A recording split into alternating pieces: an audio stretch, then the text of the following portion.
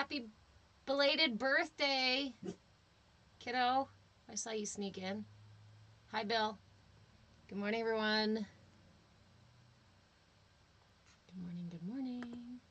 I am just getting set up. Did you see this? Look, I'm like 3 minutes early. 2 minutes early.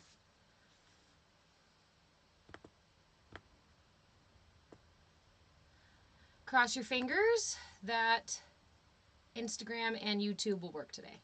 Yeah? Good morning, Guru Jared. Yay!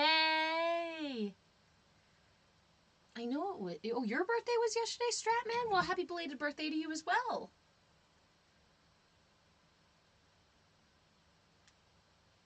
Another year younger. Another year younger. Good morning, everyone. I'm just going to get set up here. We have a new mudra for today, for this week, and a feather out of place. Hold on.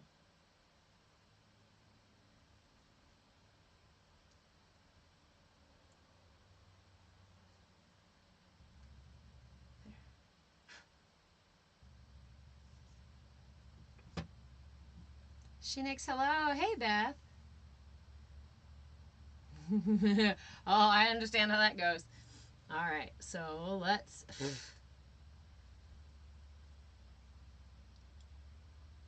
I left my door open all morning, my screen door open all morning, so we're going to have a couple extra flies today, and we're just going to... See, and this is the beautiful practice, right? Staying in a meditative state, even when a fly tickles your arm.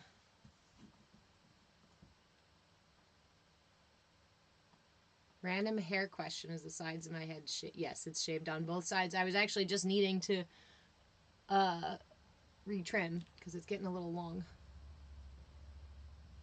Bill, did I trim my hair? No. No, it's just shape-shifting. It does shape-shifting things. Like this side, that side. I saw somebody do a trend recently, maybe not a trend, but like a proof that millennials are shapeshifters video. And I thought it was really funny, and I wanted to kind of do one too, because I can very quickly, like, the right, the left, yes, but then we have the middle.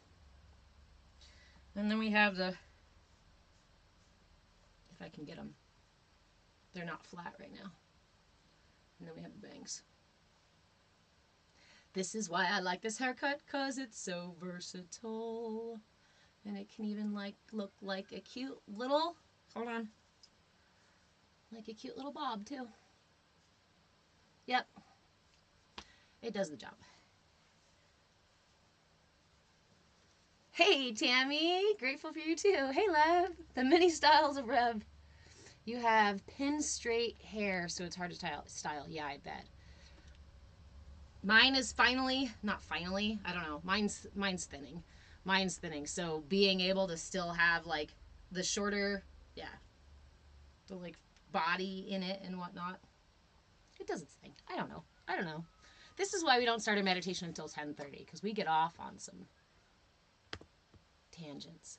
Class is posted in the Discord. Soon, my friends, soon I will figure out how to make it so you don't even have to leave the Discord to find me. Every time I'm live, it'll be right into the Discord. Everything we do will be right into the Discord. Thank you guys for the gifts. And it is 10:02. Shit, did we invite YouTube to the party? We did. Everybody's here. Instagram and YouTube. Which mudra thickens your hair? Ooh. Yeah. Wait. We just did this mudra. And now I'm going to forget the name of the mudra. It's the horse. Hold on a minute.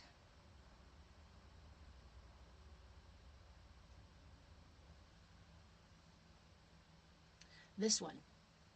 This is the magnificent horse, or like most beautiful of horses, or most bejeweled horse. Horse of jewels, many jeweled horse, something like that, is the translation for it. I don't remember the Sanskrit name for it, but here is this one represents the horse, or magnificent horse, and in doing so, it actually helps to fortify our nails, teeth, hair, and I think skin as well. I think it helps skin as well. You're very welcome. Thank you for asking, Tammy. I'm so excited actually that I had one that I could be like, oh yeah, that's right, this one. Sweet. My further mudra study, right, is productive. Hey, look at that. I love it when, you know, the tools that you've been studying and using are suddenly applicable in the moment. That's why I teach mudras, is because mudras are relatively accessible, right? As long as some of them you don't even need two hands for. Some of them you need some dexterity for. But in general, if you want to, hey Lori, if you want to balance, align, adjust, heal, calm, fortify, strengthen, protect, enlighten, fuck, all the things with mudras. The recall was epic. Thanks, Tammy. That was a little bit of this morning. Regenerative healing therapies. Welcome. Good morning. The finger origami ones are my favorite, honestly. Good morning, son. Our ruckus woke up the child. Hold on. Yes.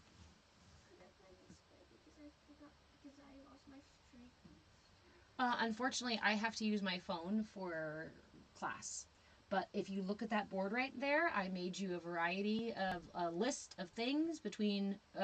So you can use that computer right there to listen to stories while you finish your last thing of dishes, okay? And I made you oatmeal in that jar. It's all sweetened up and everything. All you gotta do is microwave it for a minute. I love you.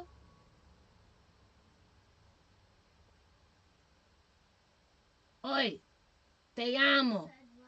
Okay, all right. Okay. Good morning, Jan. Good morning, Julian.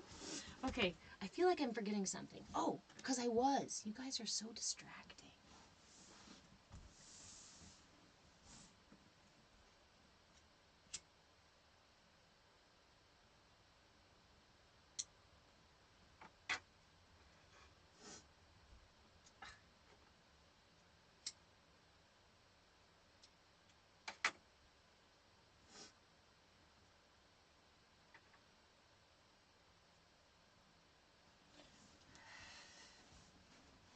Okay.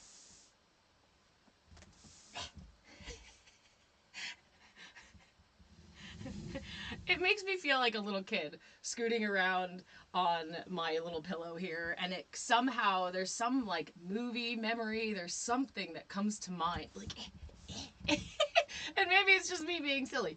That's the memory. So okay, hold on. Let me catch up on comments here. Bill, mudra, hard to do a mudra and hold your phone, depending on the mudra. There are one-handed mudras. You can hold your phone other ways, you know? Or you can put your phone down, prop it up somewhere. So if you guys noticed, yesterday I posted an instruction video for how to do this mudra. I am making a light. No, wait. Here is something that I have done years ago. I no longer make plans anymore. I no longer make, well, sometimes I make commitments, but I try not to use I make this commitment to do this, because what I'm really doing is setting the intention. I'm setting the intention. So what I'm setting the intention for is for every Sunday to get you guys a instruction video like I posted yesterday for how to do the mudra for the week. That way, even if you miss class, you can still know how to do the mudra. I didn't give all the information on the video for the mudras. That way you can still get more when you come to class, right? Lori, it takes, it's sitting like this does take practice. But also I am hyper mobile. So I just kind of can. But that said, right, the pro and con for this, like, yes, it's cool that I can sit like this, but the reality is that I have really weak joints. Because I can just sit like this, I have to spend more time and energy fortifying my joints. And I also have low cartilage. So it causes, not sitting like this doesn't cause me pain, but the general ability to sit like this equals I'm in pain a lot of times. It's what got me a fibromyalgia diagnosis when I was young too. Oh, 2 hip replacements later, and that's the thing. Add to it some artificial stuff inside your body and surgeries and things like that, right? Mm.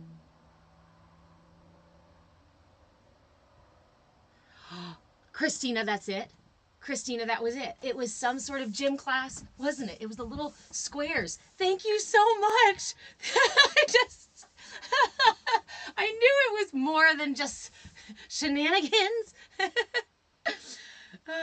Jeannie, fibromyalgia patient there. Here. Hello, good morning. So I got a fibromyalgia diagnosis when I was in my early 20s, and tried various things for it. And it wasn't until I did things like adjust my diet, and start drinking more water, and having a regular movement practice, not a hardcore, heavy hitting impact movement, but a yogic, present, intentional movement. Those things helped a great deal. What helped, those things helped mitigate the symptoms, right? But I truly believe what helped bring me healing from that is the awareness of my body, is mindfulness. Because what I found is that I had the fibromyalgia symptoms in part because of how much stress and tension I was holding in my body. And many of us are holding our physical body in some sort of pattern. Our pelvic floor, our shoulders back, we're hunched forward, our belly in, right? We are, clenching our butt cheeks stiff, and we are often stiff, we are often rigid, we often carry tension in us. And I'm still unraveling that tension. Just like a couple of months ago. This was a good example. I'm doing it almost every day. The awareness of it has to be there almost every day, right? Because it's an everyday thing that my body does, patterns that my body does. But an example of this is several months ago, I got a phone call from somebody that I absolutely did not want to hear from. And I did not want to answer the phone call. I happened to be on my phone at the time, probably on TikTok or something like that, right? Like doing something on my phone, editing a video or something. This person called. And because of my mindfulness practice, because of the new habits and new patterns that I've been creating in my body and in my mind, I stopped, did not do anything else, and just watched that phone call ring. I didn't even cancel the phone call. I just stood there and watched it. But while I was watching it, I was also watching me. And I felt, this time for the first time, because I hadn't felt it this subtle before. For the first time, I felt the very beginning of the tension binding my shoulders up. This is my protective stance. This is how I protect my heart and my throat and my body and my everything, right? Stress does this to me to varying degrees. So when I was standing there at ease at first, doing something fun and playful, and then that stress trigger came about, I was able to watch as my body started to build the tension. And then because I was able to feel it and see it, I was able to just take some deep breaths and intentionally release that tension before it even moved my shoulders. In the past, a moment like that could have put me in pain for several days after. A phone call from somebody that triggered the fuck out of me like that, if I had done this and let my thoughts do what they normally do too, I would have found my body in intense tension for several days and would have caused me pain for several more, right? So there are a lot of things that help, but the thing that heals is your attention, is the awareness, is the ability to be present with what your body needs in that moment. That's what happened for me. That's what happened for me. I was 25 when I got diagnosed with fibromyalgia, and I was at a point where I could not even jog across the street without my body being in pain. I felt like my body was collapsing in on me. So that's just my personal story. So if you want to try that out, stick around. We cultivate mindfulness in here. We cultivate our intention and our attention, and we meet ourselves with curiosity and willingness as often as we can. And it's also important to celebrate our victories. Hell, exactly, absolutely. And that, for me, was a little victory. Was actually a really big victory. So freeing in that awareness of growth, Eric, exactly. I have been having a couple times this year, right? Where I've been, actually last year too, I had several instances where I've been feeling and watching growth happen in a present way, in a way that I've never seen before, in a way that somebody recently asked me, what kind of growth have you experienced that's not like metaphorical? And I was going to answer the question quickly, and then I went, but wait a minute, actually, there is so much. And I'm not talking about the years of practice that I was doing. I'm not talking about, I'm almost 40, and so I've been doing this stuff for decades, and that's why. No, I am just talking about the last 3 years. I am talking about a shift in the last 3 years that has made exponential shift. An exponential shift. Right, Leb? I shared that conversation in the Discord. Yeah. And it really was. It was the beautiful recognition that the commitment I made, because that was a commitment, not just an intention, but a commitment I made to myself a couple of years ago, it was effective. And it has offered me genuine progress, genuine healing, genuine growth, genuine peace in places where I never had it before.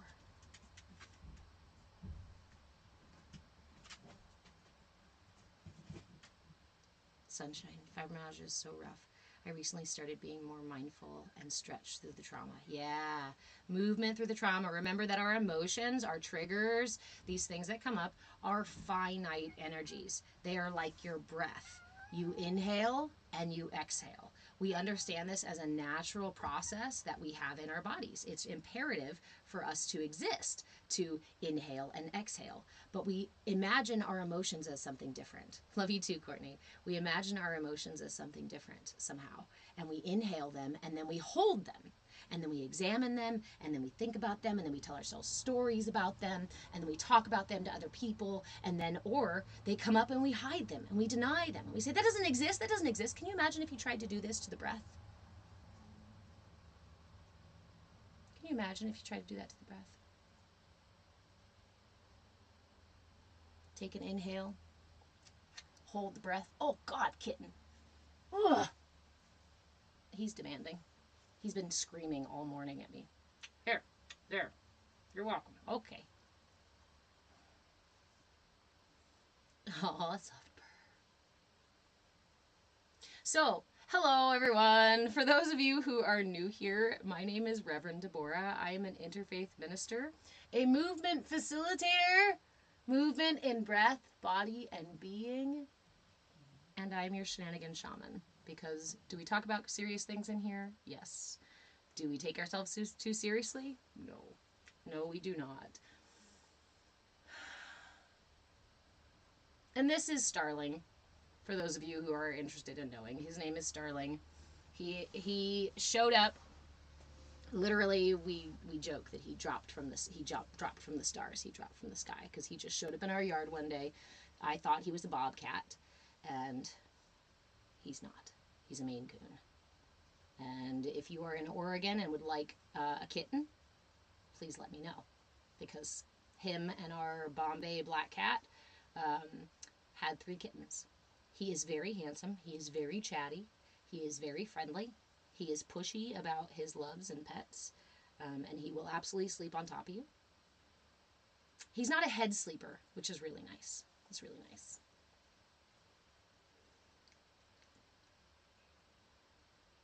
Universal cat distribution system at its finest. Oh, he's bad. He'll like pop up on me and put his arms around my neck and pull me in for a hug. I love him. Are you gonna stay here the whole time? In your little cat pocket? I love him, but sure, but okay. He's just gonna stay. Oregon does deliver cats magically. You guys. So.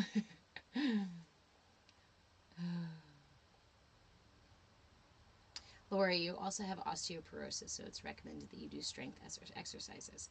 I've been thinking a lot about. Actually, we watched a really cool talk yesterday in Discord. We streamed it from CAYA, and it was about decoding the language of your body.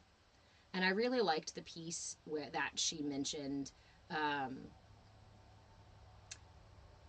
that everything in your body, right? This is something we talk about here in class too, where when you take the stack of stones, the cairn, right, and you balance them perfectly one on top of the other, that top stone is your body.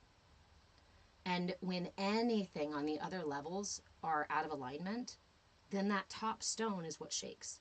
And, Western medicine or science will look at your body and will say, oh, your toe is broken because you stubbed it when you walked around the corner in your house. Duh, right? That's the simple answer. Metaphorically and energetically, we can also ask further. What was going on for you that you weren't paying attention to that corner?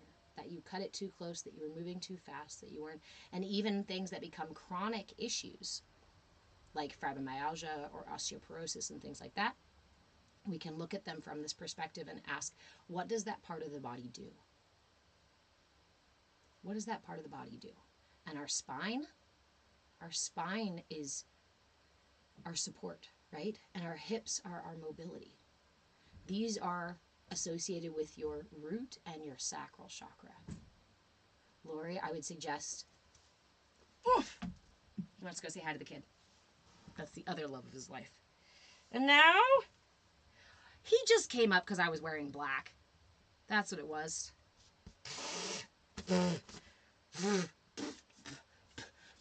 I'm going to have cat hair in my nose all for the next several hours. Oh, jeez. Okay. My spine keeps me together. Yes, darling. What's up? Is that the mango oatmeal? No. It's the way I make oatmeal. I made it just for you my way. You're welcome. And since I don't have the watch show privileges after my dishes, if I do them, could I watch? No, I don't want you. Remember, we don't want to be on screens all day long. If you want to watch a documentary, which is school related, right? You can choose to do that after you finish your dishes. But I would prefer if you be a heathen out in the yard and go get muddy and roll around in the sprinkler. Did you turn the sprinkler off? No. No, I just moved it. Stay there. Stay there. Plant. Okay. I don't want you on camera. So as far as I can go, right? Preferably one step back. Okay, I'm really gonna move into teaching class though, because it is now. It's 10 minutes until 10:30, and I gotta start the meditation at 10:30. I've made the commitment to do so that people don't miss the meditation. Mijo, adios, te amo.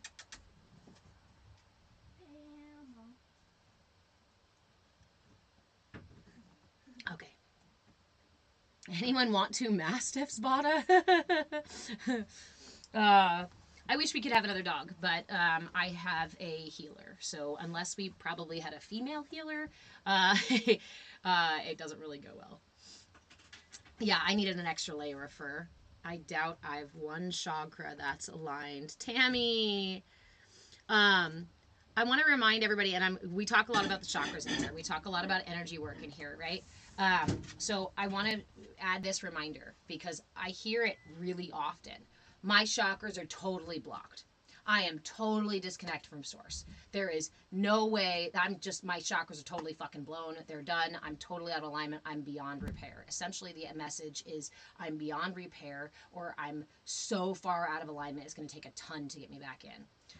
I have never run across somebody that's that far out of alignment. Your energy system is dynamic, it's ever shifting, and it is constantly being fueled by universal life force, by prana that flows through absolutely everything. If you are alive right now, you are connected to prana. I don't care how difficult and painful or stressful life is, prana is still flowing through you. It's required for you to be alive. And it aligns your energy system. It is the energy that brings you back into alignment. It is the self-correcting energy of your system. I used to do a lot of intentional work, active work on things. My chakras, my body, my thoughts, my psychology, my whatever, everything. I used to do a lot of physical, external doing things. And the biggest message that I have received over these last 3 years, and the biggest message really that I've integrated into my work over these last 3 years, is to simply be. There are a lot of times, a lot of ways in which we do so much to fix something, when in reality, all we have to do is sit back and allow it to realign itself. Obviously, there are things sometimes when we are so far out of alignment, then the system really does struggle to self-correct. So we do need to assist the system. And it helps, even if we're a little off balance, to assist the system. But we remember that our systems are self-healing, our systems are self-aligning, our systems are open and connected. Okay?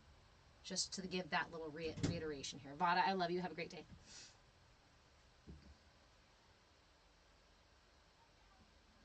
Lori, until recently you lived in fight mode, constantly stressed. That will cause right? That is stress, tension in the body. That is tension in the body. And tension in the body is tension in the muscles. And if you're holding on to, again, if it's a root chakra imbalance where your root chakra is out of alignment, so it makes you feel insecure in your grounding, in your right to exist, especially if you're in, you said flight mode, not fight mode, especially if there's fear related, right? So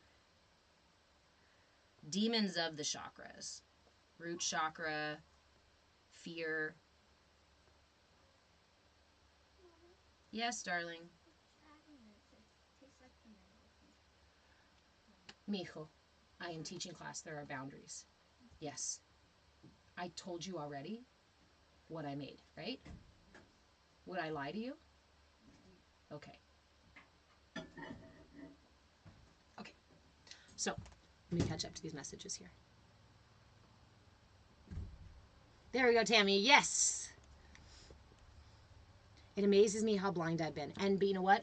We can hold space and send love to that part of ourselves because we don't have to, right? We don't have to blame ourselves for things that happened out of ignorance, for things we didn't do out of ignorance, or for things we thought we had to do out of ignorance. But now we can take responsibility for that ignorance, right? And gain the information, turn it into understanding, and apply it. Guilt, shame, these kinds of things have very little value. I say little value because they do have some value. They are red flags, markers for us. They say, ooh, the thing that I was doing, or the thing that I was thinking, or that action, or that intention is not aligned with my value and my truth. If there's that guilt and shame that comes from within, that's that, right? What's it called? Jiminy Cricket. Those are indicators. But when we hold on to them, when they become part of us, then it's the same thing as holding the breath again.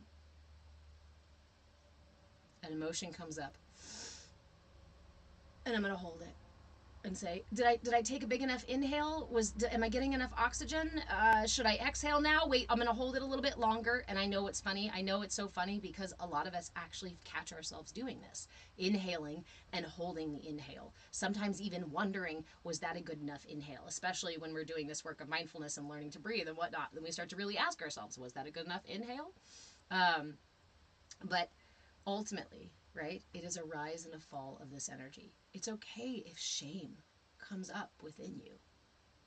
Meet it with curiosity and willingness. Hold space for it. Ask it what it has to give to you, what message, what insight, whatnot. And if it has nothing to say, then simply let it go. We do so much throwing ourselves off balance when we attach to things, when we hold on to things that are temporary, that are finite. Well, that was fun. My brain just gave me an image of like holding love, but the love was an apple. And because it's an apple, because it's finite, because it's perishable, right? I hold this in my hand and I grip it. And in my holding it, the apple rots.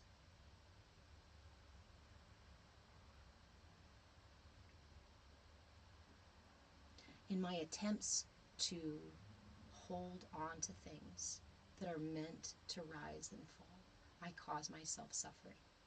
Even when we lose a loved one, right? We talked about this not too long ago, is that a lot of times when we lose a loved one, our grief is about us, is our loss. And sometimes, yes, for the loss of what we expect or hope for that person. But there is a time and a place for all things. Tammy, it's so scary. Look at myself. Oh, do you have too? It's scary looking at yourself, and that's okay. That's part of this work, right? Is to being brave is not about not being scared. In fact, I often go a little further with that idea and say to not be scared of these things, I think, is to come from a place of ignorance of how intense and powerful they are, or is to come from a place of arrogance to say that none of these things are quite as important as they are, right?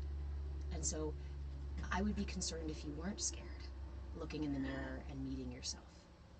If you weren't scared as you took time to sit with the parts of yourself that you don't like. I have been very scared sitting beside parts of myself that are very angry or very sad or very hurt. It's sending chills through me right now because you can still feel all of these things. But true strength, right? Strength comes from holding space for these things. That's a strength of heart. That's a strength of spirit. That's a strength of mind to be able to hold space for pain, your own or other people's, for confusion, for anger.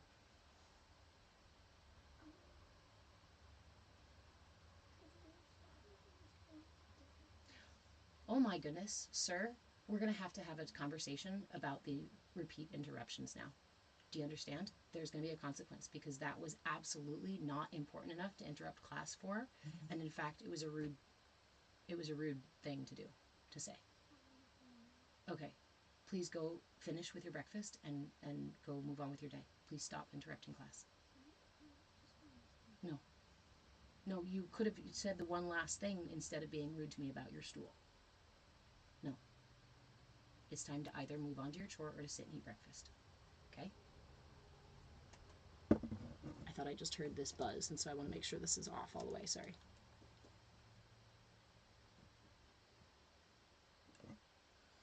Wild April, why do you feel like you want to cry? Emotions come up. Let it happen. Hold space. A lot of times when we hear things that elicit emotions out of us, right? It just means that those things are bubbling up to be released. So a lot of times we think about the body and the brain in this way of like, oh, they're attacking me, right? If I'm trying to sit in meditation and be quiet, my thoughts are busy. Well, my brain is out to get me. My brain is attacking me. My brain is fighting against me. This tension or pain in my body is my body being mean to me, getting me, taking me down, right? We think of this and this as our enemy, when in reality, it is these things coming up, bubbling up to be released. The conscious mind, especially when our attention is pulled away to the tasks in the material world and the futures and the worries and all the things, creates a kind of surface tension, like water, like ripples, like waves, like choppy water. And in that choppy water, there's a lot of stuff that stays underneath because of that tension. But when we quiet that tension with mindfulness, with presence, with meditation, with any of these other sort of practices that quiet that tension, what happens? But the things right below the surface start to come up. You ever had the thing where you sit in meditation or you start to go to sleep and you start to quiet down and then your mind starts to stress out? That's the stuff that the busy mind was holding down just below the surface all day long, or all year long, or all your lifetime long, until you quieted enough of that to let it come up. So when that happens, let it bubble up. Let it release. Meet it with curiosity and say, oh, hello there. Hey, Ree. Say, oh, hello there. Interesting. Tears just came up. Interesting. Anger just came up. Hold space for it. Send myself love for it. Interesting. Sometimes that in and of itself will allow the thing to pass and there's nothing else to say or do about it. Some emotions, some sensations don't have a story, a novel to explain to you. Some are just stuck. It might have been from that one time when we were a teenager and we fell on the sidewalk and made a fucking ass of ourselves and we were so embarrassed that we hid all this whatever shame, right? That could have gotten stuck in your body somewhere. It may be nobody's fucking fault. It may have just been an embarrassing situation, or it just may have been something that hurt your feelings or whatever. Like, it doesn't have to be huge traumatic stuff. Stuff just gets stuck. And it's important to release because your system is a dynamic, ever-shifting system. When we stuff stuff in it, it becomes laden, bogged down, dense, and heavy. Causes us tension and suffering and pain and things like that. And emotional upheaval. And Bill, that works too. I feel at peace. I just had ice cream. So if after you eat ice cream, you notice some emotions come up, go ahead and let them come up, Bill. How do we learn to release? Lori, there are so many. This is what I love about mindfulness, is there's not one size fits all. There are so many practices to release. So we are now at 10:35, so I'm going to go ahead and offer the mudra for this week. Sorry I don't go live with people I don't know, but send me a message about going live and we'll chat about going live another time. Nobody ever actually does. I'm thinking y'all are just trolling me. I'm thinking y'all are just coming on to like battle or something. I don't do that shit. So cut it out. Okay. You have a lot to release. That's okay. That's okay, because we can start right here, right now, today in releasing, right? Okay.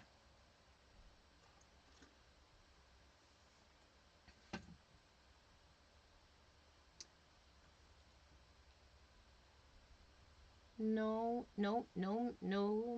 my XO. Sorry, I'm trying to read your thing here. You're having such a bad time in your life. I'm sorry to hear that, my friend. Hang out in this space. We do a lot of soothing, helpful things in this space.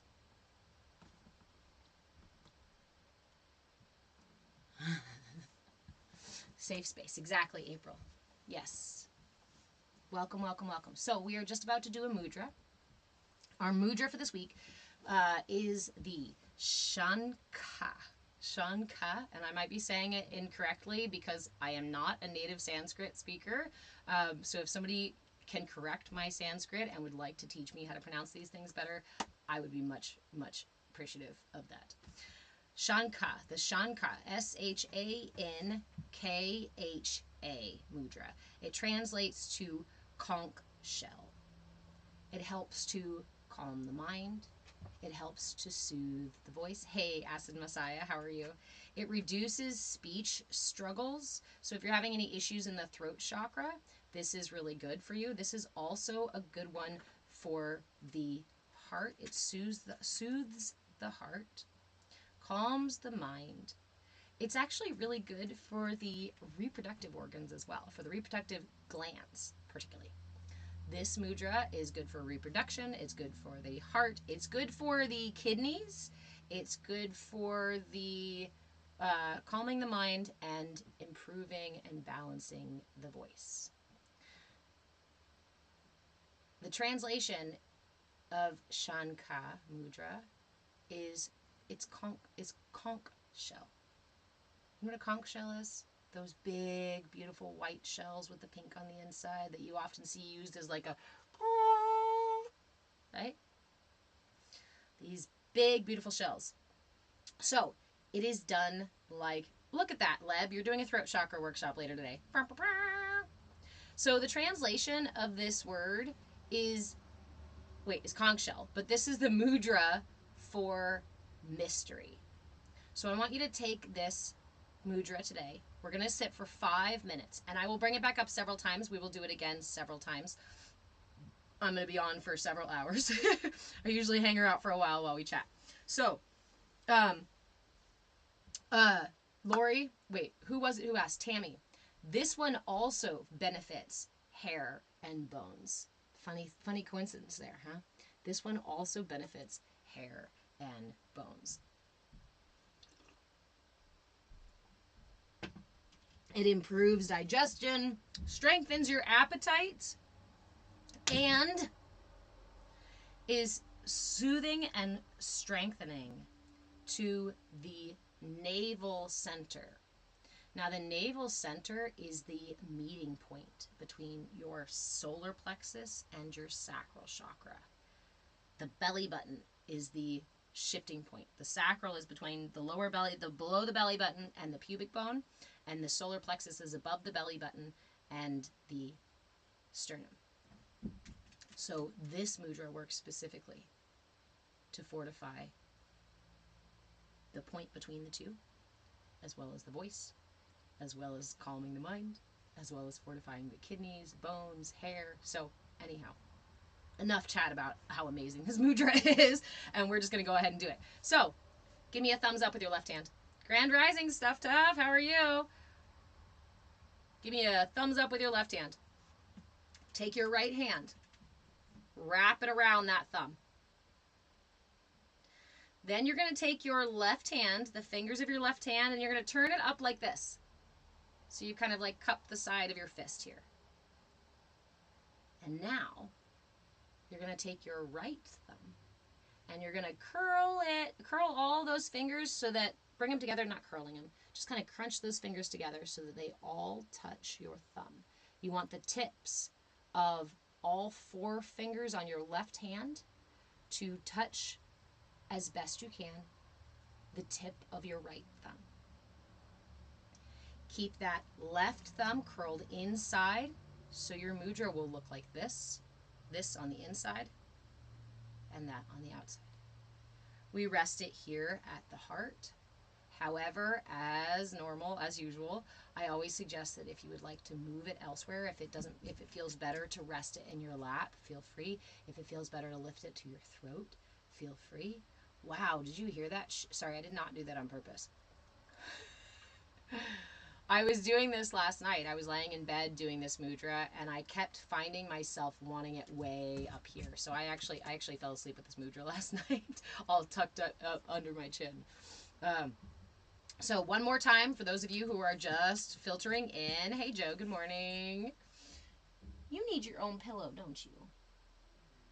Okay, one more time for those of you just joining. This is the Shanka Mudra, Shankha in Sanskrit, meaning conch shell, but this is the mudra for mystery. Thumbs up with your left hand. Wrap your right hand around your thumb. Bring all 4 fingers of your left hand. Turn your hand a little bit and put them over the side of your fist. Vada, thanks for the thumbs up. I thought you were going places, lady. And then bring your right thumb to touch the tip of all 4 fingers. So you're going to have to like move them around a little bit to get them in there. See if you can stack all 4 fingers of your left hand to touch the top of your right thumb. Okay. Now hold it here at your heart. And we're going to sit for just 5 minutes. Remember that if you would like to sit longer with your mudra, I encourage you to do so. This is one of the mudras that doesn't really have any contradictions that I have found. So it can be held between 5 and 45 minutes is the general recommendation for any mudra. If at any point this mudra becomes too intense or causes a sensation or something to happen that you do not feel comfortable with, please release the mudra. I highly suggest, if you need to do that, releasing the mudra and placing your palms open, face down on your thighs or down laying next to you to ground, or putting your feet on the ground too. So, honor where you are in this moment. This is your practice, your body, your reality, your matrix, your mudra. Bring it here to the heart. And we're going to go ahead and close our eyes. If it's safe to do so, go ahead and close your eyes. Remember, you can be laying down, you could be seated upright, you could be walking, you could be, I don't know, wherever you are, as long as you're not driving and closing your eyes and taking your hands off the wheel. That is highly not recommended. Okay? So go ahead and close those eyes, and let's take 3 deep breaths to fully arrive for our practice. Begin by inhaling through the nose, pulling the breath in through the lungs and all the way into the belly. And sigh it out. Inhale again, lifting the heart and lifting through the top of the head. Exhale, allowing the shoulder blades to melt down the back. Inhale once more, expanding the rib cage in all directions. Big, deep breath, front, sides, and back. And release. Go ahead and seal the lips and follow the breath. Inhaling all the way to the top, exhaling all the way to the bottom. We're going to take a few moments just with the breath. Following the inhale all the way to the top and the exhale all the way to the bottom. Give yourself a moment to find a comfortable, steady rhythm of inhales and exhales.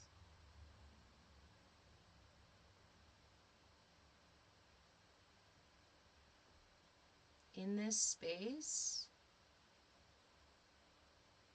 we are practicing our attention, our control of attention, cultivating our awareness in this present moment. So if you find your mind is busy or your mind is chattering away about this or that, just refocus your attention. You can use an anchor if it helps. You can listen to the breath as you continue to follow the breath. That can be your anchor as we allow the mind to just settle down. Be the wise leader for your mind monkeys and lead by modeling. Just bringing the awareness back again and again. No need for shame or blame or guilt or telling a story or even being frustrated with yourself. Just meet whatever comes up as if it were a passing cloud. Allow it to rise and fall.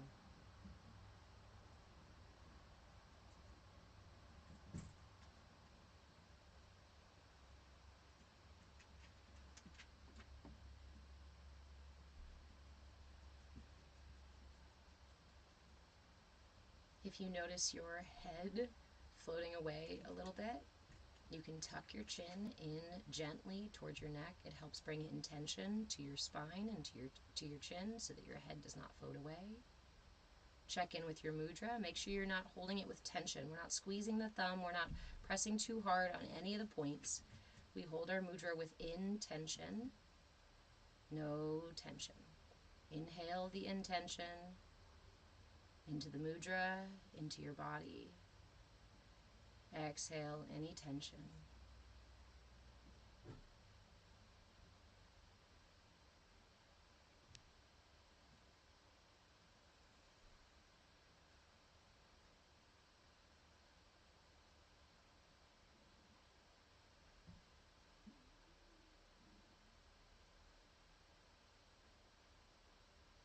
Steady breaths.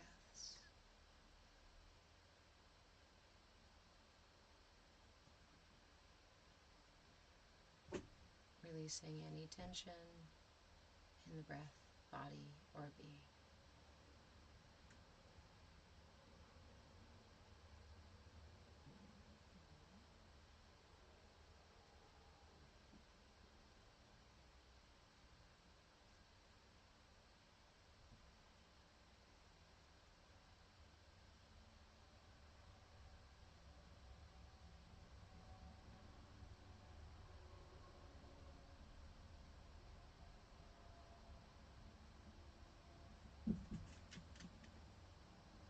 This right here is an entire practice in and of itself.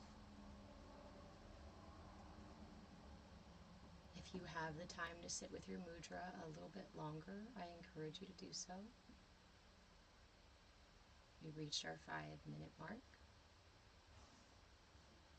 If you feel complete, I invite you to release your mudra and bring your hands together into prayer, or simply lay one over the other over your heart in gratitude for today's practice, in gratitude for these tools that allow us to align and heal and fortify our systems,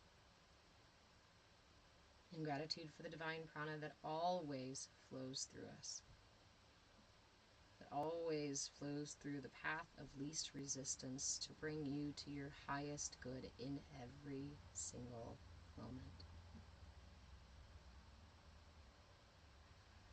Offer yourself some gratitude for taking the time for self-care today. Yes, it was only 5 minutes, but fuck yeah! Good job. I'm proud of you, and I hope you feel it too. Thank you very much for joining me and helping me cultivate this CAYA space where we can show up as we are, learn and grow, and ultimately thrive together. When you're ready to come out of meditation completely, please do so slowly. Offer yourself wiggles, stretches. Last thing is to open your eyes. Seriously, don't open them if you don't have to. Stay with your mudra if you can. Never mind. I'm kidding. Let's just go back. Okay. So, this is the Shanka Mudra.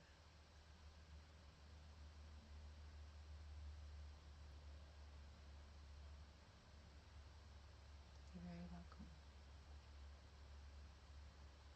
This works on so many aspects of the system. I really enjoy it because I feel like I can feel all these places just go, ah. Brittany, you're very welcome. Sam Pace. So welcome, new friend here. This is a CAYA space. CAYA, CAYA stands for come as you are, because authenticity is the purest expression of you. It's the purest expression of the divinity that flows through you, right? We are all children of God, all connected to that in that way. In this space, we acknowledge that to truly be in our authenticity, that everyone has their own truths, that everyone has their own stories and has their own lives and experiences to be had. And that if God wanted the world to be monotone, then he would make everyone Christian and everyone follow the same rules. But that is not the nature of the universe as we talk about it in here. Jesus is in here along with a variety of other deities. I am an interfaith minister and I welcome all faiths and those of none faith, right? But we do respect other people's choices. And in this space, we do not welcome condemnation or judgment of other people's practices. And I would like to offer you, as an interfaith minister, the reflection that your job as a Christian has never been to force Christianity on other people. It is a misguided concept that is a very new and unfortunately not in line with Christ himself's teachings. I encourage you to expand upon your understanding of your faith instead of just taking what people tell us as true, and explore the truth within that. Jesus did not want to force everyone to believe the way that he did.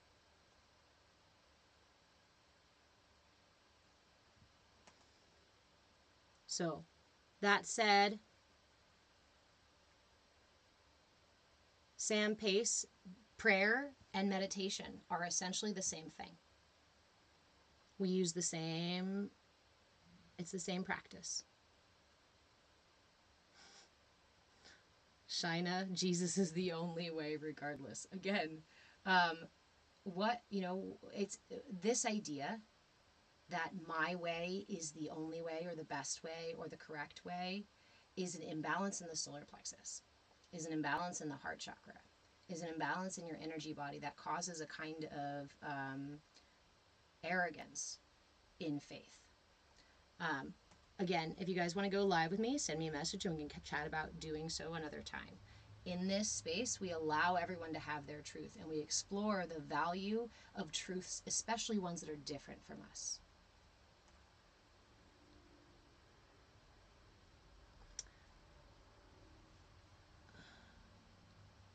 Verify to continue. Interesting, Vivian. Prayer is speaking and meditation is listening.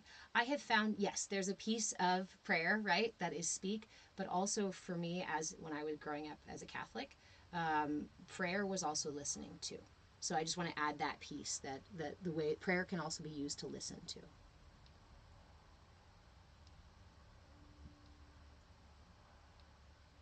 And I appreciate everybody also being compassionate for Sam Pace here and others in here who would like to, who feel the need to impress their individual truth on everyone else. It speaks to lack of confidence. It speaks to a kind of fear and a kind of infantile relationship that often happens in organized religion with this higher power. That it comes through misinterpretation.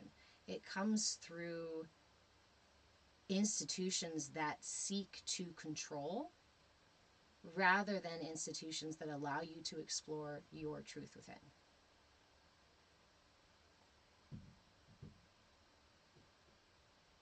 Sam Pace. Jesus is the only way that led to true peace.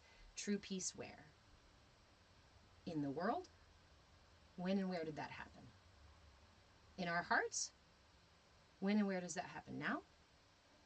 I see a lot of people who follow Jesus or call themselves Christians feeling very disrupted and not at peace right now.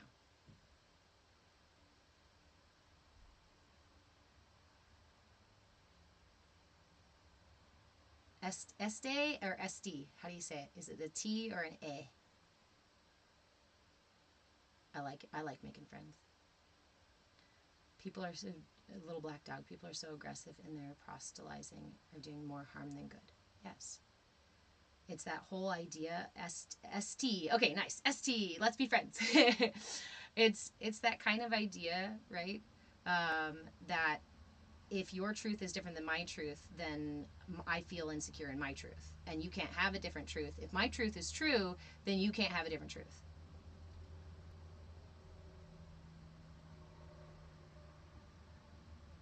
And that is an insecurity. That is a fear-based way of operating. And we can say that we're confident in a fear-based way of operating, but then we're still choosing things out of fear. I don't want to behave badly, otherwise I'll get punished. That's the same as the reward system. I'm only going to do something good if I get rewarded. Instead, and that's what organized religion can do to and for some people. You are a better person because you have these strict rules. I'll get punished if I do it this way. I'll get rewarded if I do it that way.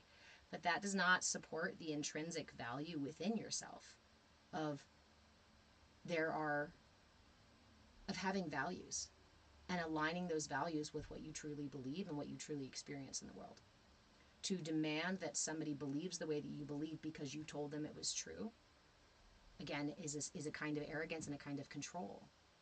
And one of the biggest issues going on in the world right now is systems and structures trying to control people, trying to fit everybody into a really narrow pathway. And that is simply not the nature of reality. Yes, thank you, friend. Religion is great for some people, but it is not for everyone. And you do your religion itself a disservice when you go and push people to do and say and act the way that you believe before they believe it. Or worse, right? Feed these things to our children or feed these things to people and demand that they believe so, and then they believe out of fear. Christ never said, believe out of fear or I'll punish you. Do what I say or I'll punish you. Yes, there are interpretations of God that say that. In my relationship with God, in my nearly 40 years, I have never met that in energy, that entity that says, you're a bad human, you're a sinner, and unless you give me all your Hail Marys every night for every fucking sin, I'm going to smote you. I'm going to punish you. No, but it is. I know you say you're not hating anyone, right? It's not religion, it's a relationship. Yes, and a relationship is something that we personally cultivate. So again, I would not, would you go and force someone to cultivate a relationship with another person because you believed in the authority of that person? That is an arrogance of character for you, that you feel the need to push other people in any direction. It is not for you to do, it is for God to do.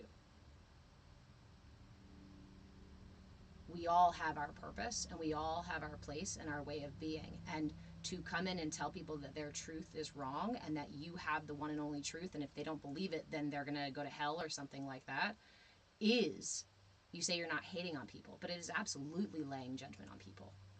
And is that your responsibility as a Christian? That's a misnomer as well. Your responsibility as a Christian is to judge people? I'm pretty sure the opposite is true. I'm right, you're wrong is an egoic judgment. He did it 2,000 years ago. And did you know that the history of humanity is far beyond 2,000 years? But, you know, I guess not if you believe that that book is the only truth. Judge lest ye be, yet judge not lest ye be judged. So, Sam, I will ask you one last time. You are welcome to be in this space if you meet us with curiosity and willingness. If you continue to push your propaganda, essentially, on others in my space, I have moderators who will mute you, and they have my permission now to do so. We've had the discussion. You're welcome to stay, and you're welcome to explore this experience in here and explore practice, meeting each other with compassion, meeting others with curiosity and willingness rather than with judgment and arrogance. It's a really important thing for us to do if we're actually ever going to build that truly satisfying, trusting relationship with God. Because God is in everyone and everything. And if you don't see God in all things, then you're not seeing God, all of God. If you think God only exists here and only exists here and only exists here, then you're seeing something else. Because God exists everywhere. And to say God's not here because you're not doing it the way that I think you should do it, again, is to not see God. God is timeless. God is everywhere in everything. God is of everything. God is in my heart just as God is in yours. God is experiencing everything in every moment. And Vada, imagine if we walked into a Christian Sunday church and started throwing up mudras. Just like any other space where people are gathering. Yes, this is a public space, but also a church and a temple and a classroom can also be public spaces. These spaces are for specific purposes. If you go into a church and start being disruptive and tell everybody about how their way is wrong, you will be ushered out of that church because it doesn't create a safe space for everyone. You are coming in and casting judgment on what other people are doing in their safe space. That says more about your choices and your energy and your intentions than it does about ours. Okay. Pray that you guys encounter Jesus. I love you. Oh, now Jesus doesn't exist at all in here. I like that. Christ consciousness is a state of being. And with meditation and mudras and mindfulness, just like prayer and compassion and action, right? We can cultivate Christ consciousness in every moment, every day. Christ consciousness is akin to a state, is akin to authenticity. Because God made you.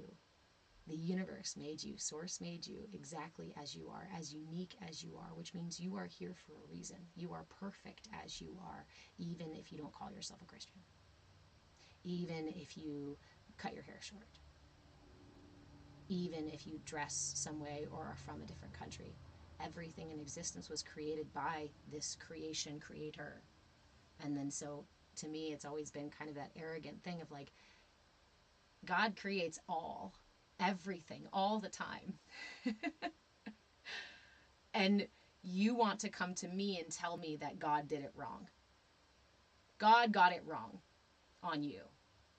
because you're not, because God didn't make you like me. These are argument fallacies.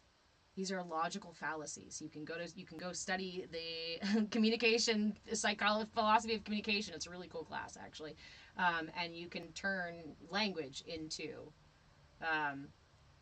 to understand language in this way. It is a logical fallacy. It doesn't make sense. It doesn't. It's not an argument. It's not an argument. It's not a valid debate tactic. It is. It is a. Well, I'm a seagull, so any bird that's not a seagull is obviously broken and wrong. Duh. That's not. That's yeah. So we want to be mindful of argument fallacies, right? When we're using argument fallacies to make our argument, it means that we're not actually processing the information in a way that is integrating it into our level of understanding. Ooh, SD, you got your bachelor's in communications studies. Ha! Messenger and receiver is so interesting. Absolutely. My favorite part of that class, the first day of my philosophy of language class, our teacher said, "Tell me what this means." And he turned around. I have boards. I should just do it. Turned around and he wrote, "Sarah flies." SARAFLIES. Sarah flies. Now write me a couple sentences of what that means. And diligent little college students we were, we took out our pens and papers and we started writing down what Sarah flies meant, right? Sarah flies meant that Sarah's a superhero and flies. Meant that Sarah flies so fast on her bicycle she wins a race. Means that Sarah drives really fucking fast. Means that Sarah's a pilot. Means that... What? 2 words. 2 simple words. Sarah flies. Meant all those different things to different people. This is communication. This is common sense. But you know what's funny? Is that it's not common sense for a lot of people. We communicate our ideas and we expect people to hear our ideas the same way that they are in our head. And that we expect that if people don't share our ideas, then their ideas are wrong.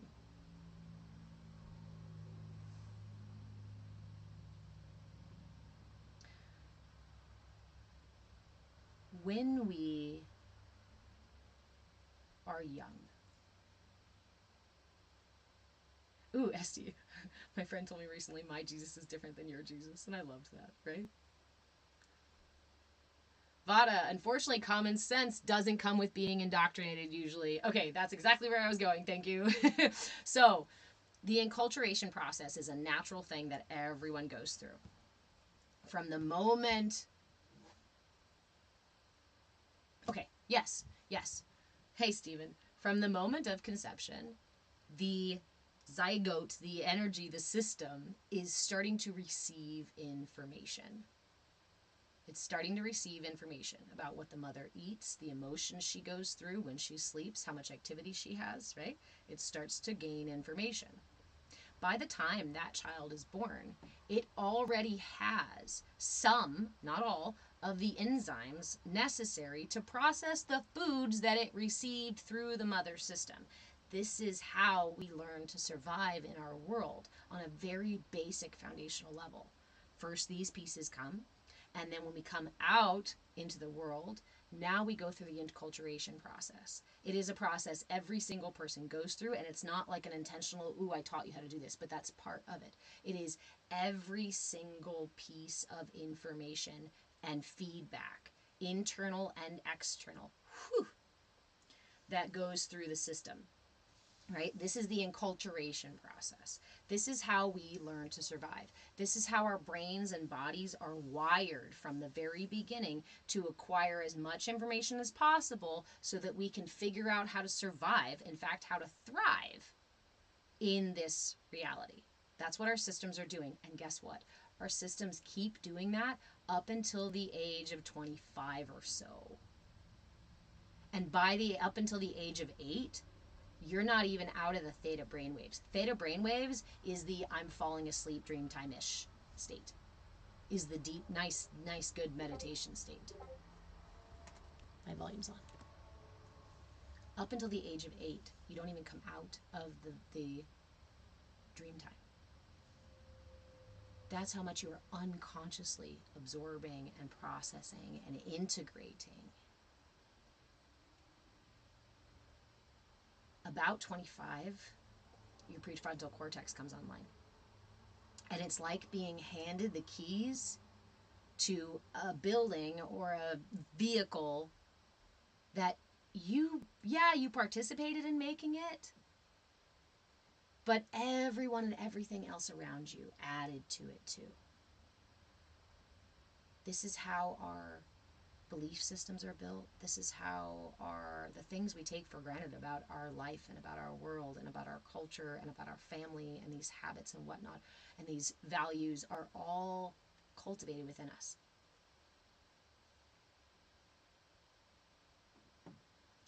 When that prefrontal cortex comes online, you are finally able to, for the first time, you have the mental capacity to look at and explore the inner landscape of your reality. Prefrontal cortex is right here, is it not? Where is your third eye? What does your third eye do?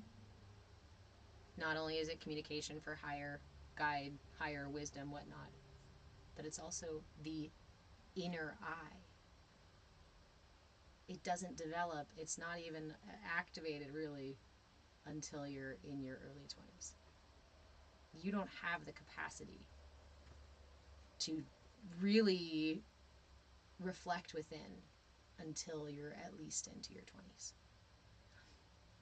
But what's so cool is that this is like getting your first car. This is like the gift, right? Here you go. You finally made it. Yay. You made it to 25, 26, whatever, 24. Here you go. It's yours now. And it's been influenced by everything, not just the people who love you, but the people who don't love you. Not just the systems that are created for your benefit, but the systems that are created not for your benefit. So when we come into our 20s and we get the keys to our vessel, to our vehicle, it is our unique opportunity in this lifetime to start reflecting inward, to start exploring the inner landscape, to start creating communications with our higher selves, with our guides, to start cultivating a sense of inner presence. Keys, yes, the keys to this inner temple. I was just, Jayton, if you're just joining us here, I was talking about the way that the system develops. Our system develops pretty much in the unconscious to subconscious to not completely online state until we're in our mid-20s.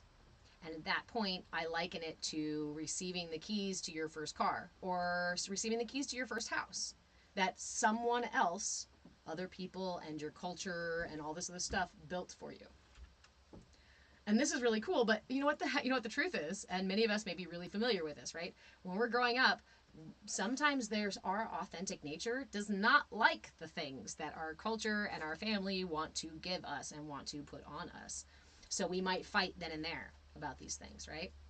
And then when we get into our 20s and we get the keys to this temple and we start, so if you're in your 40s, then you have all your capacity with you. Then you have the capacity to do these things. Then you've had these keys in your pocket and you've been operating within your vehicle and within your house for all of this time. The question is, have you gone and exploring? Have you checked out the attic? Have you looked in the basement? Have you cleaned out that closet that has the nasty old sweaty socks in the back of it that you don't want to look at anymore? That memory from when you were a teenager that you don't want to touch, that you want to pretend like never exists, but the thing that manifests as a nasty attitude every time something happens? This vehicle, this building, this vessel, this house is where all of you is stored. And this starts to lead into the concept of internal family systems, the psychology theory of internal family systems. Because this house also houses all of the different aspects of you.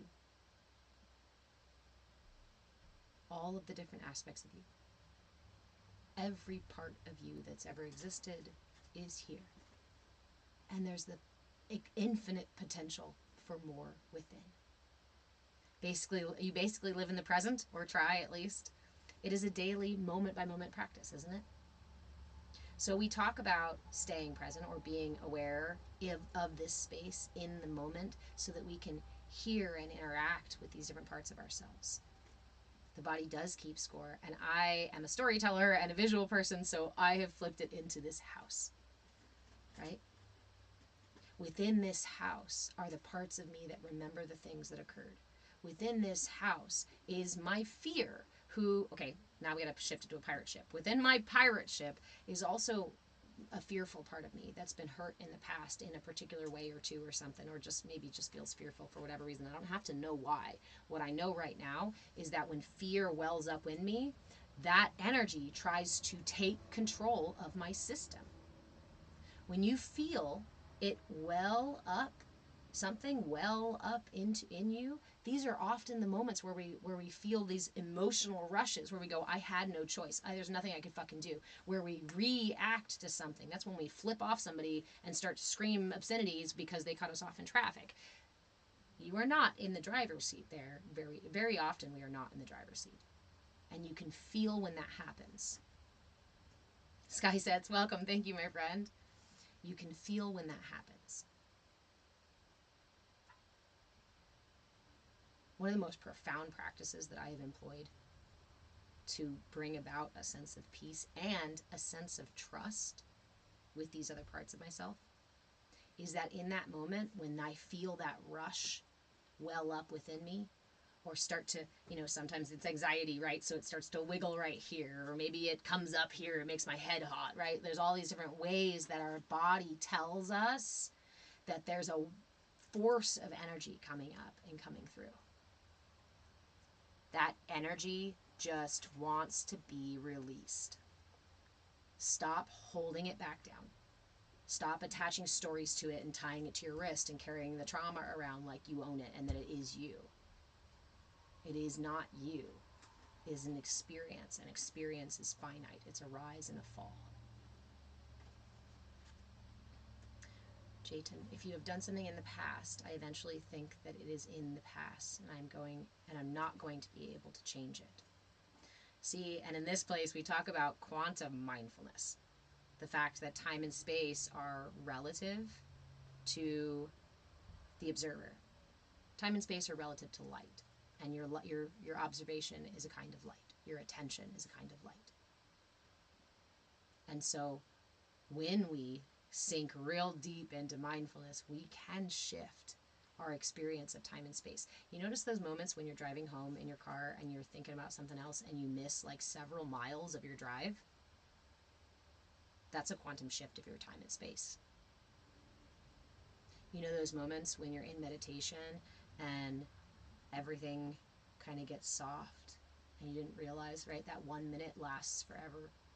Or you're doing an art project that you really love and time just flies by. We have evidence, we have proof in our own lives on a day-to-day basis that time is relative. Your body goes on autopilot. Sort of. Yes. The body is constantly looking for ways to put you on autopilot. The body and the brain are really good at creating shortcuts and habits and things for you, so you don't have to think too hard, too much about everything. Can you imagine if your brain didn't do that? You'd be thinking about every step you took. You'd be thinking about every breath you took. You'd be feeling and being fully aware of every piece of food you swallowed. Like, holy fuck. Thank you, brain, for putting certain things on the back burner so that I don't have to think constantly about them. And it is imperative, because of the brain's process of doing this, it's imperative that I pay attention to what my programs are. Because some of those are unhealthy. Some of those are pulling me off balance. Some of those are causing suffering and pain in my life. Some of those are causing chaos. Some of those are ruining my relationships. Right?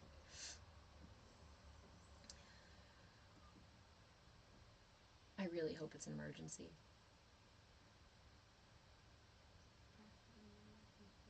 Yes.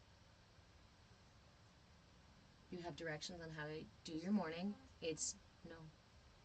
I love you very much. Like I said earlier, we're going to have to talk about it already because we have a clear boundary about when I'm teaching class, and you have several other things to do. I even made you breakfast this morning.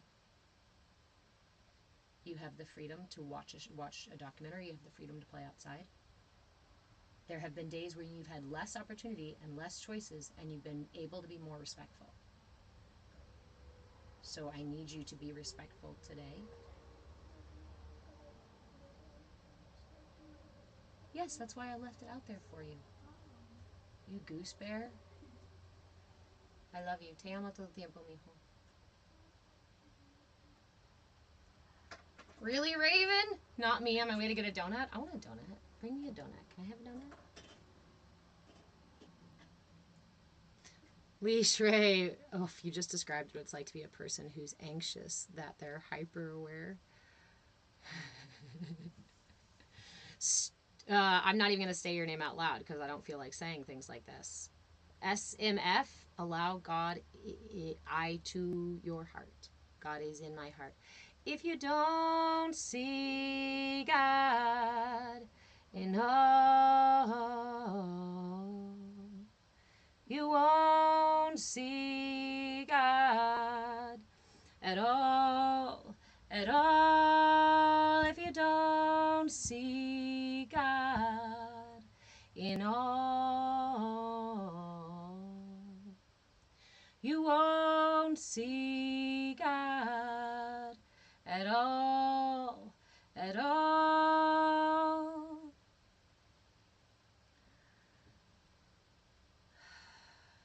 One of the grandest misdirections in the entire world is that God exists somewhere isolated outside of you where you cannot reach, that you have to prostrate, that you have to pray, that you have to go through a priest or a pastor, or you have to do these things to communicate with infinite, faraway Sky Daddy.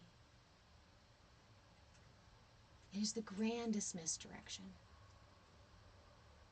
Because the most powerful truth in this reality is that God lives within you.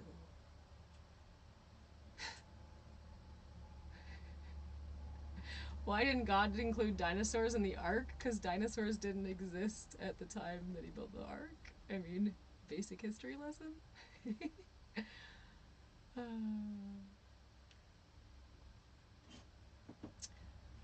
The greatest misdirection is to turn you away from the truth of God that lives within you. God is everywhere in the universe. This idea of Brahman, of universal source. We are all, it's the ocean. We are all, and everything in creation is within the ocean. And so none of us are not a part of, separate from God. We all exist within and are a part of. And we live in this illusion of isolation, which is why it's been so easy to distract us with the manipulation to tell us you're right, you are separate. You're right, you are bad. Yeah, if you do things exactly how I tell you, then you'll be rewarded. But if you don't, ooh, I'm gonna punish you. But the truth is that right here,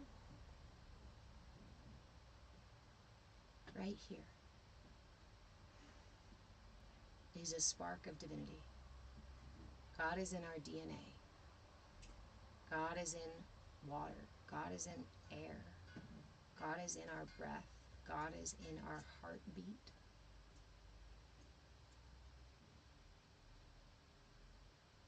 And again, the cognitive dissonance that allows people to deny this and yet say that he is part of everything and we are all part of it, and then to go and turn and judge and condemn their fellow humans because they don't agree and believe in the way that they have, is to deny the truth of God that exists in each of us. And so therefore you are denying the truth of God, the existence of God as it is within everything. You're walking yourself out of your own faith and back in again in this weird circular way that doesn't make any sense.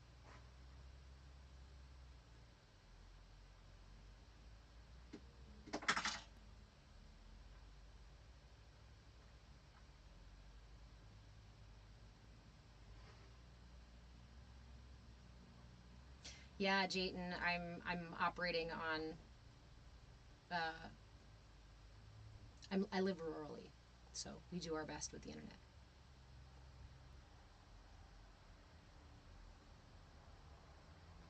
Okay, so you know what? And this is a really good. I'm glad this discussion is coming up today. How do I treat the future as an opportunity, as a gift? What is it? The past is a memory. The future is a possibility, and the present is a gift.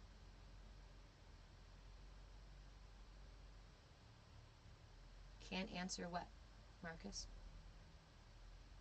It's a gift. It's an opportunity for me.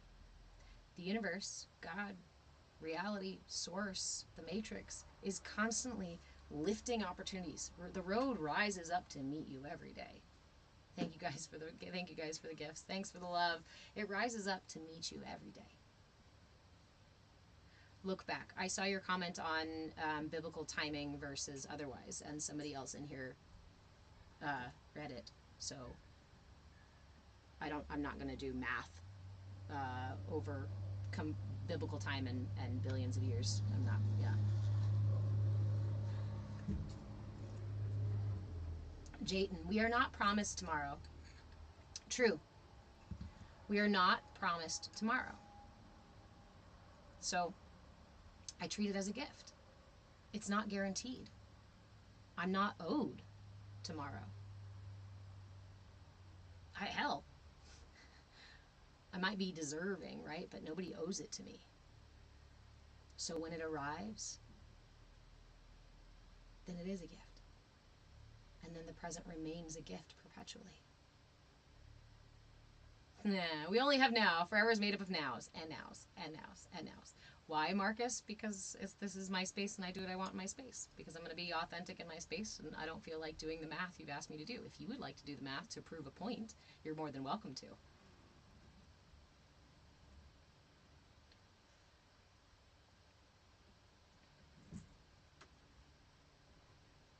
Tony, a gift from whom? Does a gift have to be from anyone? Can't a gift just be a gift?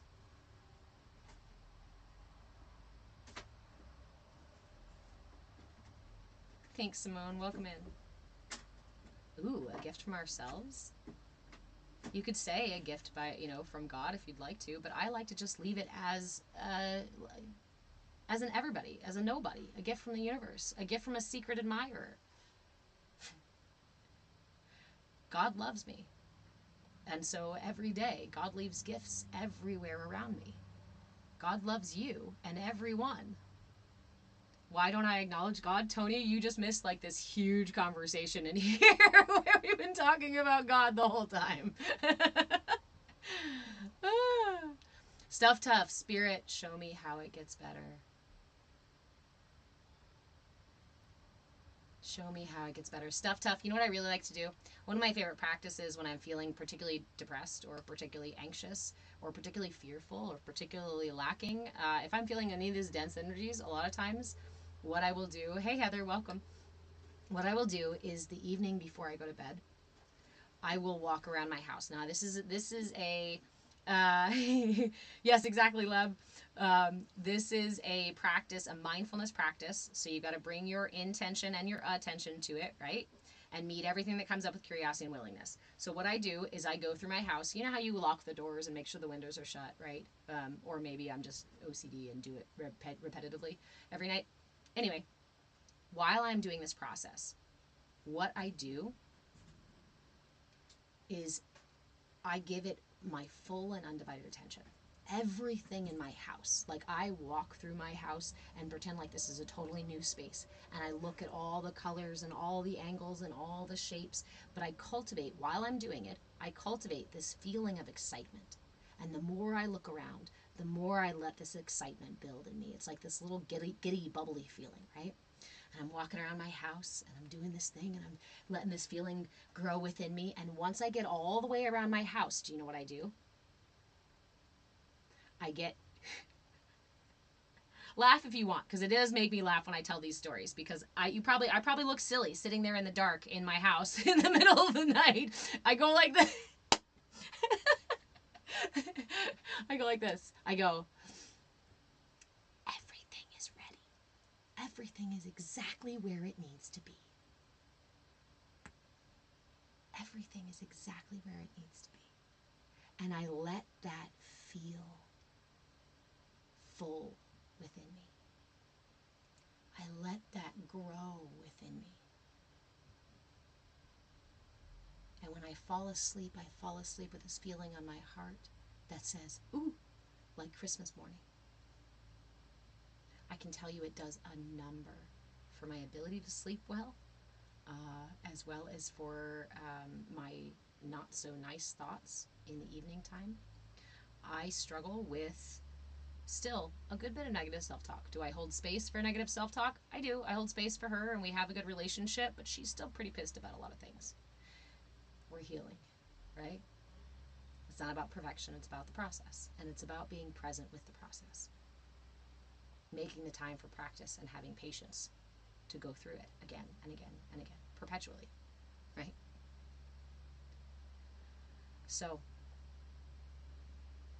allow yourself these moments of playfulness. Allow yourself these moments of expansion, of experiment. What do you have to lose? What are you really going to lose if you go around your house and pretend for just today? You don't have to do it ever again. Just tonight. Pretend that everything is set up for the most perfect day tomorrow. Whew. Tonight you will walk around your house and you will see so clearly that everything there is exactly where it needs to be for exactly what needs to happen.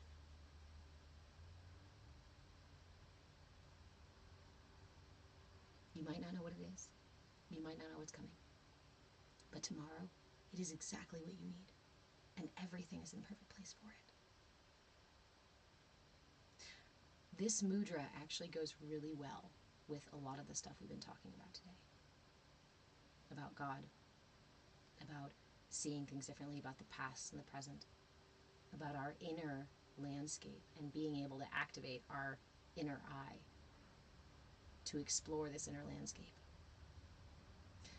There is an infinite amount of mystery that exists outside of us as well as inside of us. Philly fix. Was that your ego that just came in and was like, ego, present? The mudra for today, right? The mudra for this week is the Shanka. Again, I apologize if my pronunciation is not correct. Is the Shanka Mudra, and it's the mudra for mystery. This mudra works to address it calms the mind, it soothes and fortifies the voice, clarifies the voice, and can help soothe things like stuttering and whatnot. Vada, are you saying ego present too? Ego! You guys are so great. It also strengthens the bones and hair. It fortifies the kidneys, the reproductive glands. It works on the navel center, which is the connection point between our sense of nourishment and our sense of will, our sense of strength. What else? Improves concentration, right? Because it works with the mind. So it's done like this. It's done like this. Bring your left thumb, thumbs up, left thumb. Take your right hand, wrap it around your left thumb. We're not creating tension here, so don't squeeze your thumb. Just wrap it gently around your thumb. Bring the 4 fingers of your left hand, or 3 or 6 or whatever you have, okay? Bring the fingers of your left hand over the right fist. So it'll look like this on the inside, right? That on the outside. Now bring your right thumb to touch the tip of each finger on your left hand. So yeah, you're going to have to bunch them up a little bit like this. Bring them all to touch the right thumb. So now it'll look like this on the inside and that on the outside. and then we hold it here at our heart. This mudra is held for a minimum of 5 minutes. If you can't quite make 5 minutes, then just hold it for 3. Remember, when I say these things like 5 to 45 minutes, these are suggestions. Hold it at the heart. These are suggestions because this is the way the mudra is the traditional, right, the foundational practice of the mudra. But if you are holding the mudra and you feel called to move it lower, follow that impetus. If you feel called to leave it in your lap, then feel free. Try it out. Do so. Trust your system. Trust your body. Trust your energy. Don't always trust your brain. Sorry. But trust the rest of it for sure. So this is the mudra for mystery. And if we're going to really explore our inner landscape, we need to be comfortable with this space of mystery, right? And if we're going to truly understand Source, if we're going to truly understand God, Christ consciousness, we need to be willing to sit within the mystery and not in our arrogance and not in our judgment of ourselves or our guilt or our shame or our fear.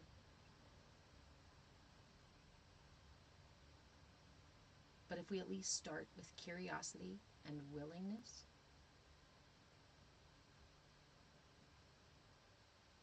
then we have the opportunity. If you don't start with curiosity, if you start with arrogance, there's no opportunity in that. There's an opportunity for something else, I'll tell you that. There's an opportunity to learn something else. But if you'd like to explore the mystery,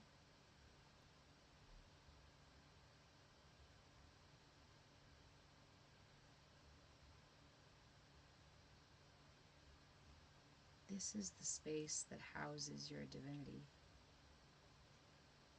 This is the space that houses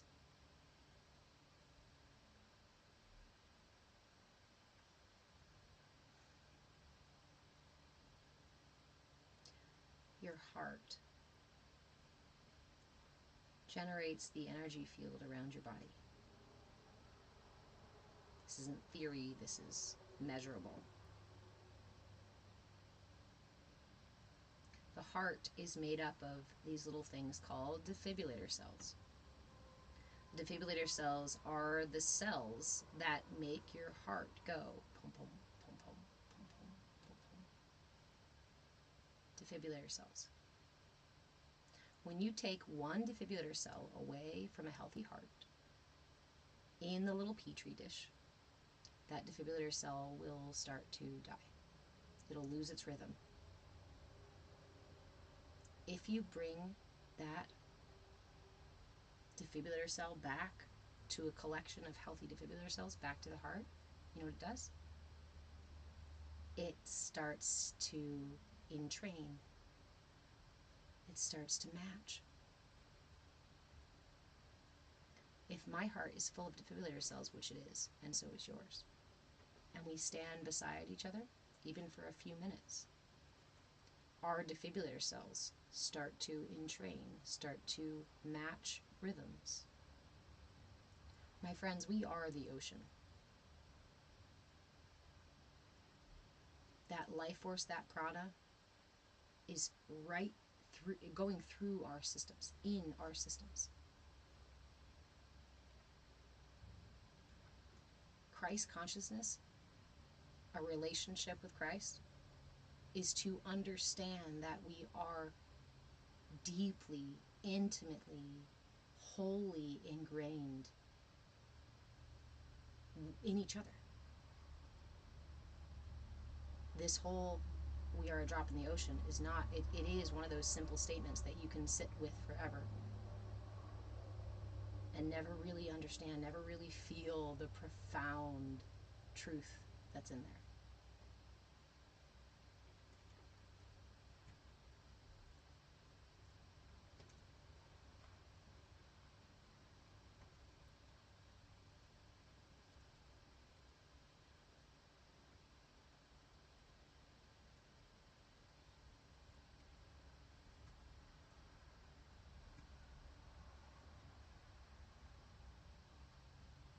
This mudra is so soothing. When we practiced it for 5 minutes earlier, I did not want to stop the practice. So again, for those of you who are just joining, this is the Shanka Mudra.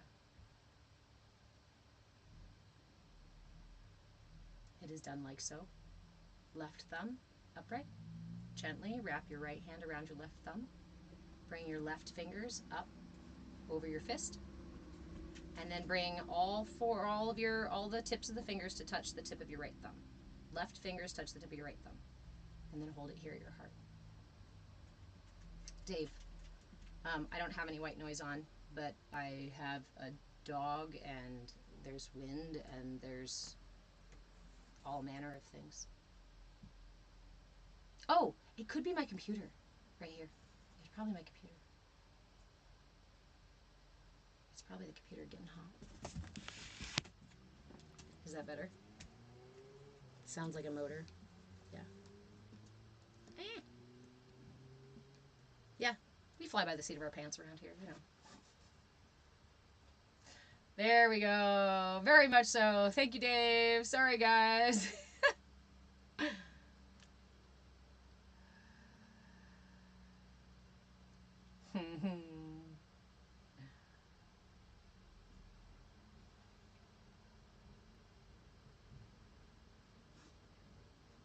I really like this mudra because it reminds me of that unfolding, that spark of divinity that exists, right? The left thumb. The thumb represents the fire element in the body, right? The fire, the channel of fire energy through the body comes through the thumbs. So what are we doing? We are literally encapsulating the fire within our hearts. That divine prana that flows through everybody.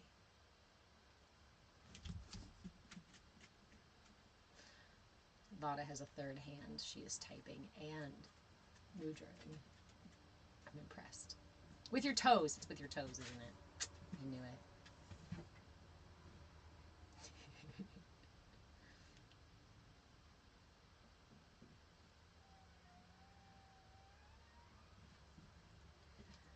What's interesting to me as well, it's because we're all impressed, Vada. Southern Blooms and Boutique. So what is that hand pose you are doing? I love you guys so much, and I love the rhythm of lives. It cracks me up. The rhythm. So I just now did it, but we'll do it again. This is called the Shanka Mudra. It's known as the mudra for mystery. Shanka in Sanskrit, which again my pronunciation is not perfect, translates to conch shell. So this is the conch shell mudra, and I'll show you how to do it here really quick. The trick is to increase the fire in the thumb. This one actually we are holding it in the mystery, right? This is the example or the representation of the fire within the folds of our heart, within the deeper recesses of our inner landscape. Not physically here, right? My fire is not physically here on my chest. It's not physically there in my heart, physical heart. It is in another space. So we represent those layers here with this mudra. So to do this mudra, you give me your left hand, thumbs up. Thumbs up with your left hand. Take your right hand and wrap your palm around the thumb. Remember, we are not creating tension here, so don't squeeze your thumb. Just wrap your hand around your thumb. And then bring the fingers of the left hand up. Curl them all together a little bit so that each tip can touch the thumb of your right hand. Then we hold this, our little conch shell, with our fire inside, here at the heart. And yes, thank you, Leb. For those of you who are interested in exploring this content further, we do have a free Discord space. The link is in my Linktree. Link is in the bio. I am at Move with Change on Linktree and everywhere else on the internet. If you search for Move with Change, you'll either find me or I'm not there. So if you'd like to join the Discord, you can explore the content more there. I post more about them. We talk at length about them. We have other events and other cool things that happen in the Discord, and we are adding more as we go. So the Discord is a free space that you can join to explore this content and to get out of the like doing a meditation in the park feeling and more into the doing meditation in maybe a classroom feeling, right? So it's a little more contained. We are able to create a safer container because we don't have just anybody coming through. If you would like to get in a little further to that space, we do have memberships available as well. Memberships get you different levels of coaching or access to basically more of my time. So the first level of membership is just a donation level of membership. Then we also have a membership level that allows you to get all of the replays for all of my live classes all on YouTube. I keep my replays up for a week and then I put them in the archive. So if you want all the classes, they're all there in a membership. The third level of membership gets you twice weekly group coaching in our Discord space. And then the third level membership gets you once a month private coaching with me as well as the group coaching. I do also have higher levels of membership, but I only really work with like maybe 2 people at a time with any higher level of membership. So I only have one of those available right now. And those are on Patreon. They are also available at a bit.ly link, bit.ly/CAYA, CAYA tribe. You can find the links for all these things on Linktree in my Discord. If you'd like, remember, I do these classes for free. I am live Monday, Wednesday, Friday, and Saturday mornings at 10 a.m., sometimes before, and often all the way until 2 p.m. Pacific time. These classes are for free. I use this time to share information, to give you guys the mudras. There are also, yes, also membership levels and benefits there. And remember that when you do grab a membership level, I have really cool little things for like sending you perks and stuff like that after a couple of months and things. Knowledge is power. And in a world that relies on your ignorance, in fact, encourages your willful ignorance, one of the most radical things that you can do is become familiar. Become familiar with your inner landscape. Become familiar with the information available out in the world. Become familiar with your neighbors, with your community members, with where your money's going, with where your attention is going. Become familiar. It's one of the most imperative things that we can all do right now.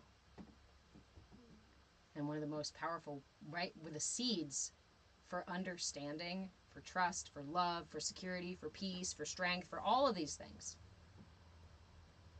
Right here.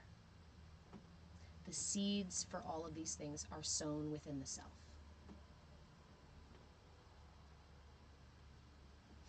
T. Rucker, I'm here for the free park pirate. Arr, matey. Jayton, you're asking to explain metaphysical space or realm. So our Western world, our Western mentality says if I can't touch it, see it, feel it, hear it, right, outside of me, then it has no value and it has no truth, that it's not really true. Now we leave it for religion and spiritual practices to talk about anything beyond that. However, the work of quantum science, quantum mechanics, the work of the Heart Math Institute, the work of a variety, actually, the last several decades have included a lot of scientific experimentation and exploration of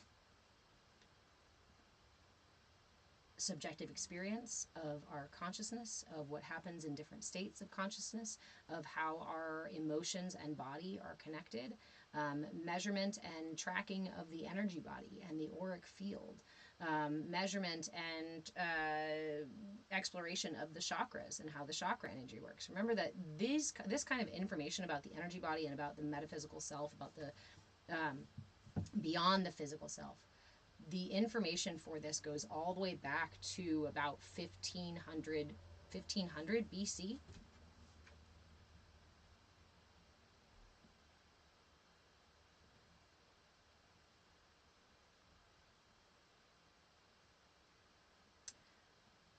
I've been thinking about it this way a lot lately. When we are young, when we're growing, when we're learning how to be human, right? We first learn what are called gross motor skills. Gross motor skills are how I move my whole arm and my whole leg and flop my body around. Jumping, right? Grabbing something, holding a ball like this. These are gross motor skills, right? As I develop, I learn fine motor skills, how to hold a crayon, how to hold a fork, how to, maybe sew and things like that. I might learn very fine motor skills. The same goes for our psychology, our consciousness. At first, it's either I'm awake or I'm asleep. I'm hungry or I'm not. I'm sad or I'm not, or I'm happy or whatever. These are very simplistic ways, right? We're either there or we're not. Are we there yet? Are we there yet? Are we there yet? Right? Kids struggle with a lot of these things because they don't have the conceptualization of the finer elements of the passage of time and of life and of experience and these fine layers. So in the West, typically we stop there and go, well, I've learned, my fine motor and my fine mental skills. But there is an entire cosmos available that goes unexplored in the metaphysical space. And we, like I said, quantum mechanics and other institutions and whatnot are actively working to experiment and to be able to create tangible, right, trackable sort of things, the things we like with the scientific method. We want to be able to repeat it and track it and experiment it over and over and over again to prove it true. And we are getting closer and closer and closer. In some of those ways, they are. We already know, because of the Heart Math Institute, thank you, about these defibrillator cells in the heart. And we know that this is the thing that generates the auric field around.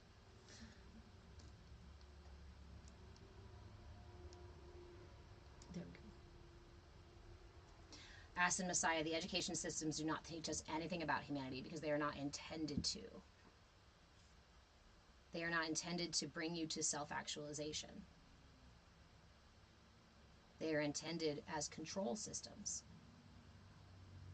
They strengthen the enculturation process and oftentimes take personal values out of it and say, no, you have to learn things this way, the way we say, the standardized way, the way and the only information we want you to know. So be careful when you hear somebody say, energy isn't real, chakras are bullshit, breath work does what? Oh, I can breathe, see? Because they're working in gross motor skills. Yeah, and thank you, Jeannie. The other thing too is you can actually look up a great deal of research, public documents now that our own government has been doing on consciousness, on energy, on meditation, on these yogic superpowers that ancient yogis will talk about, that the Vedic texts talk about. This research has already been happening. It's just not publicly pushed out. Why wouldn't they, if they knew the information that would help us reach enlightenment and self-actualization, why shouldn't we all have that available to us? Why shouldn't we all be able to access the information that allows us to become self-actualized? Because isn't that the purpose? No, unfortunately. Yes, that's the purpose. But there are others who've decided that that's not the purpose. Actually, your energy is much more harvestable if I keep you out of self-actualization. If I keep you in a state of fear, in a state of lack, in a state of being hungry and angry and feeling weak, then you can't build yourself up to self-actualization. Instead, you'll just keep down here bickering in the muck and mire. You'll be fighting for finite energies when what you need is an infinite satisfaction. The infinite satisfaction is available to you through your system, but I'm going to keep you ignorant about your system so that you don't know how to access that. And I'm going to tell you that you are a victim of all of these situations. And when these things come up, this is fear-based. You should be afraid. Go outside of you for the answer. When the answer is in. Tony Yogi, this is why Hinduism is considered a science. The Vedic sciences, right? Hinduism is a religious practice, is a religious thing, but it is founded in the Vedic sciences, is what they're called. Are those two interlinked? Yes, because Hinduism came out of the Vedic sciences. Indigo, wrong! Inwards, not outwards! What? Yes, exactly. Don't go outwards. So much of our truth, so much of our reality, so much of everything is in.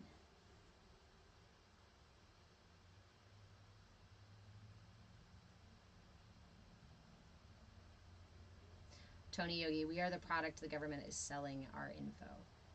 The reality is that we live in a structure right now that is harvesting your time and attention and energy. It is harvesting all of your resources to feed the beast that serves the few and not the many. Again, like I said, one of the most radical things that you can do today is cultivate your intention and attention. One of the most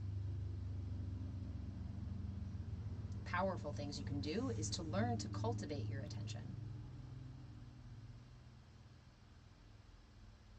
This system, that outward system, works through gaslighting and manipulation, through control and fear.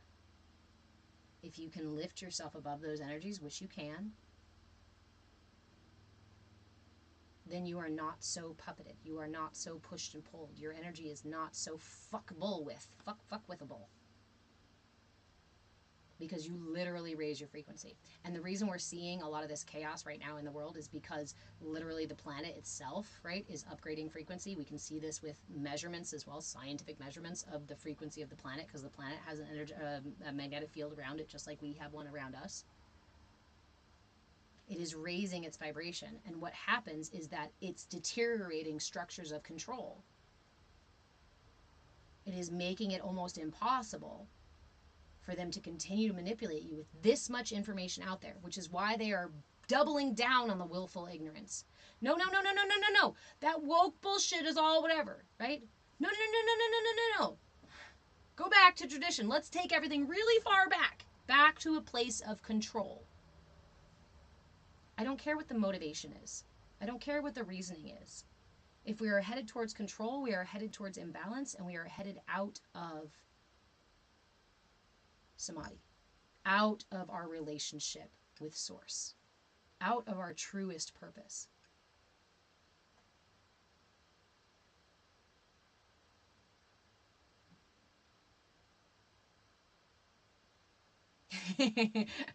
Cassie, love you.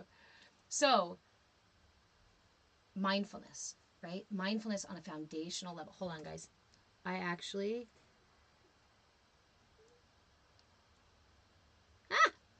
Hey, guess what, guys?